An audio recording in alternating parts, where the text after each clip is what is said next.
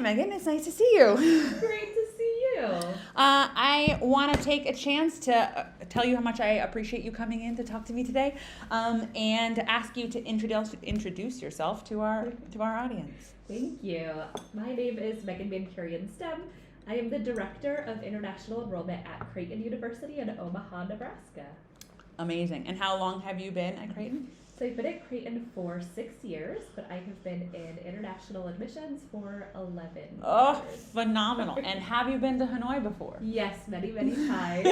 That's so good to hear. It is so lovely to be back after the pandemic. It's definitely one of the cities that I miss the most. Oh, I'm so glad to hear it. We're very happy to have you here.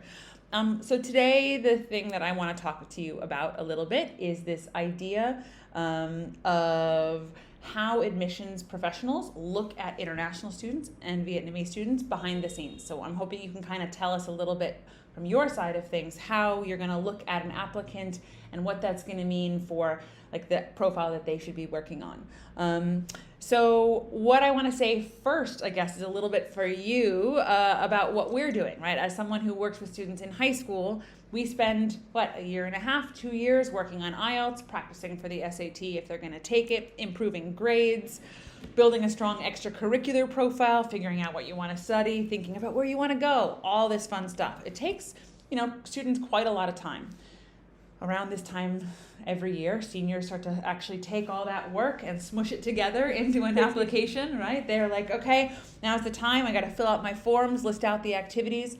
So they put together this common application profile, and then at some point, they push the submit button. And audience, you should not be pushing the submit button at 11:58 the night before your deadline. Do not do that. But they push that submit button, and then one of the things that's always interesting from this side is that we then have to kind of wait, right? We send it out, and we get an email that says thank you so much, and then sometimes months go by. So what I'd love to hear from you is, okay, from that moment, that button push, what happens on your side? Yeah. So thankfully, technology over the years has made this process a lot faster, but that doesn't necessarily mean that students get their answer, the next day or anything like that. There is still manual labor that goes into putting an application together. So you hit submit on that Common App, that data comes through to our technology, but then your documents will come through a separate system, and that is part of the process that can take a little bit of time, especially depending on the time of year. So let's say, for example, you are applying to an early action deadline, and it could be that you plus 5,000 other students, or 10,000 or 20,000 other students are also hitting that deadline. That means that could be 20,000 students worth of documents that we are going through. And we have to match those documents up to each application. So it's not quite as quick and seamless as a lot of parents and students think it is. We do have people who that is their sole job, is as documents come in through this separate system, match it up with the application, and then also make sure that we have each piece of the application. So it could take, sometimes a couple days, it could take a couple weeks for this to happen. And then also depending on time of year, depends on what kind of review process is happening. So for example, at my university at Creighton, we actually will start reviewing applications in mid-October, and we send our first decisions out on the first day of November. Cool. So yes, we try to have a quick turnaround, and then at that point on, we generally do a rolling decision from there. So if you complete your application on November 1st, it's likely that you're going to have a decision within about 2 to 3 weeks. And then as time goes on, it does get a little bit faster because we get a majority of our applications before the Christmas holidays. So at that point, it could be a faster process. But as you know, there are universities where they might have an early decision deadline of October or November or December 1st, but you may not get your decision until March. And that's just because they have so many applications to read. Plus, a lot of times they do what's called a paired review, which means that 2 people or 3 people may be looking at your application and making decisions as a group. Whereas some institutions like Creighton, it's me who makes your admission decision. I'm the one who looks at your application. I am the expert on your country and your curriculum that you're coming from. And not only do I do your admission, I also do your scholarship at the same time. Oh, wow. And so it's a combined process, which does mean it takes me a little bit of time to read an application. I probably spend about 15 to 20 minutes on each application. I do read every word of it. So there are those students who think, well, I can write my essay, nobody's going to read it anyway. Or nobody's going to really read this letter of recommendation. And that's just not true. We actually read all of the things that come in because we want the true picture of who you are as a student before we make both that admission and scholarship decision. Wow. Okay, that's a lot of pressure on you. Yes. But it also means that if a student were to reach out with questions, if they are to interact with you by email, if there's any kind of back and forth and it's with you, they are really speaking to the person who is like reviewing their application. Yeah. Okay, that's a really important thing to know because I don't know about you, but I work with a lot of teenagers who send really quick emails without necessarily thinking through how polite they sound or how detailed they are. And professional, organized, grown-up communication would actually play out really well in that situation. Yeah, it absolutely could. And I totally get that students are overwhelmed. There's a lot going on, especially in your final year. So I don't expect you to send me an email that's going to be 5 paragraphs and, this professional email. It's okay to just send me a couple questions. I'm also very public that I give my WhatsApp number out to a lot of students and families and say, if you have a quick question, shoot me a WhatsApp message because sometimes it's the fastest way to get a hold of me, especially because I travel a lot. So who knows what time zone I'm in. For example, I got a message earlier today from a student in China who assumed that it was 2 o'clock in the morning at home because they assumed that I was in Omaha. But I responded within 2 minutes. We're like, wow! That's amazing. Like, yeah, you never know where I am and how quickly you may get a response that way. No, but that's definitely really helpful because then they can send a message when it works for them, but you can reply in a timely fashion that works for you as well. Very cool. All right, so we have a possible SAT, we have a GPA, we have letters of recommendation, we have essays, we have an activity list as the main components that people are sending to you. I know every school is a little bit different, but tell me, what do the different pieces say to you and which ones are maybe the most important in your mind? Yeah. So the number one most important piece, and I would say this is going to be for 99% of universities, will always be your grades and your transcripts. But when I say that, it's not that we're saying that we're looking for perfect scores in every class. What we really want to see is that you're progressing from your first year of high school through 11th grade, because that's typically the scores that we have or the grades that we have. And so we want to see that you're developing as a student and also within your curriculum. A lot of families believe that one curriculum is better than another, and that's also not the case. We're truly looking at you for who you are within your curriculum. Not every curriculum is right for every student, so we want to see that you have picked what is best for you and that you're challenging yourself within that curriculum. So if you decide that you want to do IB and do the full IB diploma, and great. And there's no specific classes that I necessarily want to see. Right. I just want to see that you are picking the classes that are going to challenge you as a student and as a person, and that you're growing from that. But if you also decide that IB is not right for you, because it is not right for everybody, great, awesome. I want to see that whatever curriculum you've picked, that it is going to work for you and that you can be who you want to be. So I would say that's always going to be the first thing that we're going to look at. Besides that, then it's kind of a mix of the other things. Activities are incredibly important because not only do we want to see how you are in the classroom, we want to see who you are as a person outside the classroom. And that's what your activities are going to show us. You are in class 6, maybe 7 hours of the day, but there's 24 hours of the day. So what are you doing with the rest of your time? And how are you becoming a more well-rounded person, a good human being? What drives you? What are you passionate about? That's what we're looking at in your activities. And then next is going to be both your essay and your letter of recommendation, which really then supports all of these things that we see. And really then truly builds the full picture of who you are. That's awesome. Okay, so then now I want to sort of transition my question a little bit to Vietnamese students and the context that they're in, because it's one of the countries that sends the most applicants to the U.S. every year, and it's getting more competitive season by season. So I'm wondering how much location and maybe school are going to affect how you review them. So for example, I'm imagining you get more Vietnamese applicants than you get Mongolian applicants. And so how much are you paying attention to nation and where people are from as you look at candidates? And then the follow-up to that is when you look at Vietnamese students and you see this one's from French International School and this one is from Chu Van An and this one is from HIS and this one's from Hanoi, Amsterdam. How do you think about that? Because that seems to mean that you need to have a lot of local knowledge. Yeah.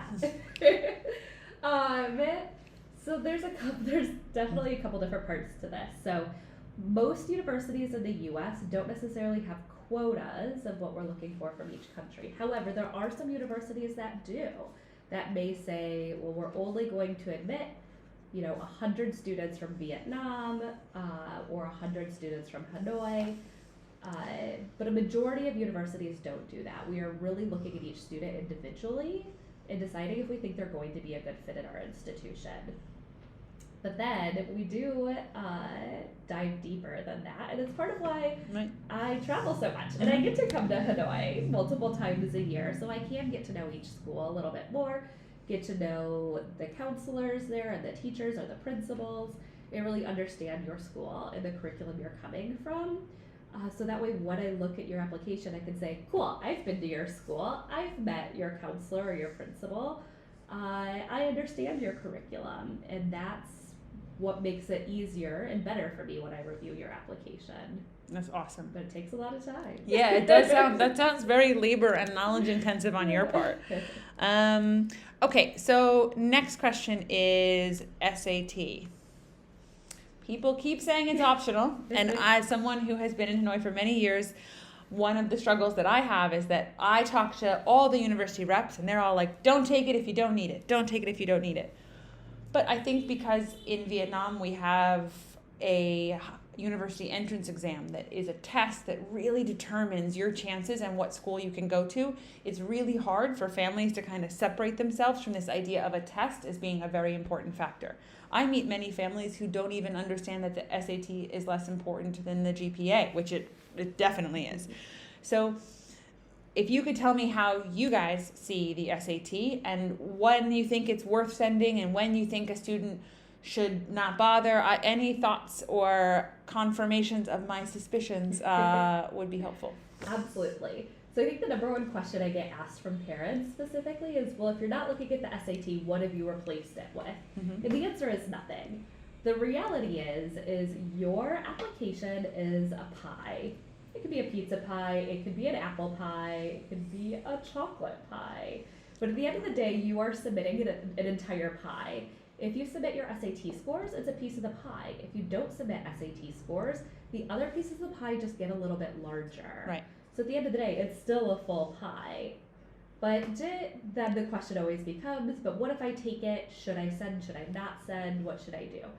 And I have two tests that I talk about with students. So one I call the gut test, mm-hmm. and that is it. If you took the test, when you opened your scores, what did your gut tell you? If you felt awesome about it and you felt like this really showcases who you are as a student, cool, send them in. But if your gut was saying, I could have done a little bit better, this doesn't really add value to my application, then don't send it in. That's the beauty of test optional. Students truly have the choice of what they want to do. The other test is using data, but this comes with a huge grain of salt as well. So every university is going to publish what's called their middle 50% mm-hmm. of both their test scores and their GPAs. So you can look and see where your test score falls within that middle 50%. However, this is where the grain of salt comes in. If you look at a university's test scores from the last 5 years, you'll see that everybody's test scores, their middle 50%, has gone up. Yeah. And that is because the students who are submitting test scores are the ones who are earning higher scores on their exams. So those are the ones who are going to send it in mm-hmm. versus the ones who maybe were in that middle 50% or lower. They're no longer sending it in, which means all of that data is shifting up. So you can kind of use it, but I would say don't just look at 1 year, look at the last 5 years mm-hmm. to get a more accurate picture of it.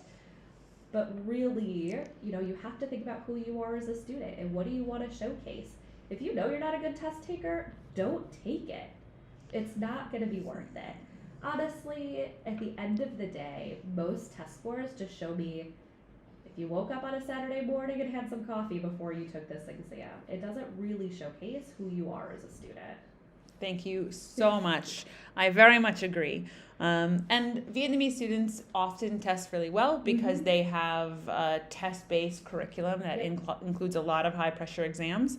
So some years I have a majority of students who want to submit it, but I also think that often we all do a lot better if we replace the 6 to 10 hours a week that you spend on the SAT with leadership experiences and exploration of new activities and classes and things that are exciting to you. So this is a drum that I have beat regularly for a long time. Okay, the last question that I have for today is about university size and the correlation between that and research or job opportunities. I know that this is not so much a behind the scenes question as it is like your experience as an admissions professional, but as a student who both went to a small LAC and to the University of Wisconsin-Madison, which is a huge university, I learned through my own life experience that actually sometimes at smaller schools you have more opportunities, but that feels counterintuitive to a lot of families. So I'm hoping you can talk a bit more about that. Yeah, absolutely. And I think it also ties into location in the U.S. as well. And a little bit of information about me. I also went to a very small university of about 4,000 students. And I have a little brother who we're very, very similar. A lot of people think that we're twins. In fact, we studied very similar things at university, but he decided to go to a large state university. And it's so interesting that even now, after I've graduated, I'm not going to tell you exactly how old I am and how many years ago I graduated. No obligation. But even things that we talk about now that were very different in our experiences.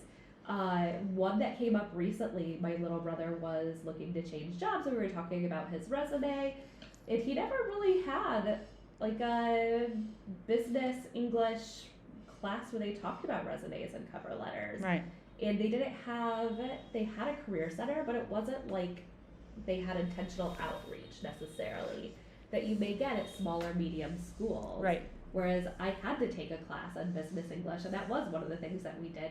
We had the Career Center come to our classes and talk to us about how to use the Career Center. Mm-hmm. And so having those kind of advantages, I think, made a huge difference in my experience getting a job after college versus my brother's job placement.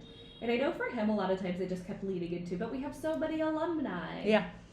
Cool, but that doesn't necessarily mean you know where those alumni are and how to reach them. Right. Or that they will even necessarily go out of their way to be helpful because they're at a big university. Exactly. So as someone who's lived abroad for a long time, I'm in the alumni network for 2 different schools, right? So I'm on like the list for 2 different places.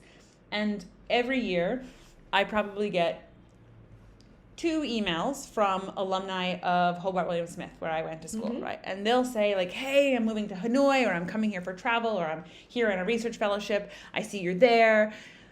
I'd love some advice. And I have gone way above and beyond every time I get one of those. Because I'm like, oh my God, we went to the same middle school. Like, this is so exciting, right? And I like have taught them how to drive motorbikes, and I've helped them find apartments, and I've introduced them to bosses that I used to work with so that they can have jobs. Like I'm still friends with some of them now, right? I get 15 to 20 of those emails from UW alum every year. And it's not that I don't want to be helpful, but like the experience of feeling connected to them is definitely not the same. If you were at UW for engineering and I was there for economics, we weren't even on the same area of campus. So like it doesn't, you don't have the same kind of cohesion within the community. Yes. Yeah. Yeah, and we see this a lot with location as well. A lot of families tell me, oh, well, if we want good internships, we have to be in a major metropolitan city. I'm like, no, that is literally the opposite Not true. of what you should be thinking. Because the reality is, you go to these very large cities like New York, San Francisco, LA, Chicago, and first you become one of literally millions of people with very little support. But also, when you're looking at internships, you are competing against students from several different universities at that point. Whereas when you start to look at some of the small and medium-sized cities in the U.S., they're the same companies. So for example, a cool fact about Omaha, we're the top city in the world for Fortune 500 companies. What? We're the #1 city in the US for paid internships. That's amazing. We're the #1 city for new grads and millennials to get jobs. But nobody would think that. Every time I describe this to families, they're like, oh, you must be in San Francisco. Oh, you must be in New York. No, we're literally in the middle of the country. But when you're competing for internships at Facebook or LinkedIn or Yahoo or PayPal, it's just us and one other university within Omaha and one other university then within Nebraska that you're truly competing with. Not 10 or 20 different universities. And it allows us to build such strong connections with those companies that we are the only university with a student-run Apple store on our campus. So as a business student, you can run your own Apple store before you even graduate. That's amazing. You're not going to see that in a lot of, top-tier cities in the U.S. Yeah, I think because here, major companies are always located in Hanoi and Ho Chi Minh, right? That the idea of smaller cities being like the hub for any company is a bit counterintuitive. Whereas in reality, the US is so big and so many companies have multiple offices and sites that like you can work for LinkedIn in a smaller city because they have offices in 7 cities, or you can work in Seattle because Seattle, while being a smaller city, has a lot of companies that are located there, and that is just very different than how it works here. Yeah, but students can play it to their advantage as well. So back to my little brother, he finished his undergraduate degree at this big state school. He ended up coming to Creighton for his master's degree because it was a top 20 program in the country, in our connections with these big companies. So before he was even a full year into his graduate program, a Fortune 100 company hired him, making more money than I make, and they gave him a stipend towards finishing his degree every semester. He decided to stay in Omaha for a couple of years, really save up a lot of money because, of course, these Fortune 100 companies pay very well, especially when you work in tech and data and international relations. And it's a community that's very close-knit. The cost of living is very low. It's very safe. But then he stayed at that same company and transferred to Washington, D.C. because he's like, I want to experience a new city. Right. And so it was such a cool opportunity for him to get that experience, save money. Right. And then go somewhere that he just wanted to live for fun. That's awesome. That sounds really cool. And it's an important lesson because so much of what happens is about like the connections you make while you're in school. And I do not that we've come a little bit far away from my original question, but so much of what you can do in internships and then the work after it is about the connections you make while on campus. And it's different for everybody, but I found that a lot of students at the really big state universities didn't really make any of those connections until their 3rd or 4th year. Whereas when you're at a smaller university or a LAC, you do have a lot more of that like one-on-one or personal connection building in the like throughout your education. And I think it makes a huge difference. Absolutely. And I think especially when you're looking at small and medium-sized schools, we are very intentional about not just giving you a great education in the classroom, but all of those hands-on opportunities outside of the classroom, because at the end of the day, that is what gets you an internship and gets you a job. Right. So if we can't be intentional from day one of you being on campus, of finding that balance and finding your networks and figuring out, what do you want to do? And that's where advisors and having that one-on-one attention really comes into play. And having faculty who are teaching your classes and not just graduate assistants or teaching assistants, but having faculty who care about who you are as a person and not just teaching you the material, but they want to know what drives you. How do we help get you to where you want to be? Right. Do you need to change majors? Do you need to have a second major? Or be like me, I had 2 majors and a minor. Same. And they were different colleges. But that's because I just had so many interests, which is fine. But if it wasn't for my faculty advisors who really went out of their way, I never would have figured out what I wanted to do, and I would never be in this job that I absolutely love. That's awesome. Well, on that note, thank you so much for stopping by and chatting with me today. I can't wait to share the video of this with all of my crew. And I'm so glad that you're back in Hanoi. Yeah, me too. Thank you so much. Yeah. Thanks, hon.